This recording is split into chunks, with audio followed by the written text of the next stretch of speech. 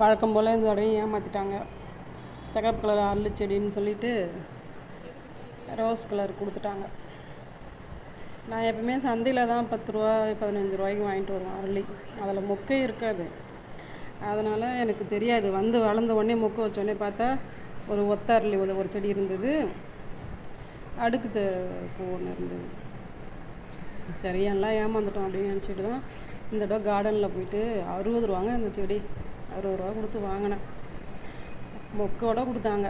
சரி சிகப்பு கலரில் தான் இருக்குது அப்படின்னு நம்பி ஏமாந்து வாங்கிட்டு வந்துட்டேங்க.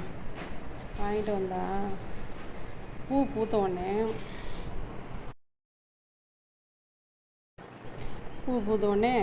என்ன கலரில் இருக்குதுன்னு பாருங்கள்.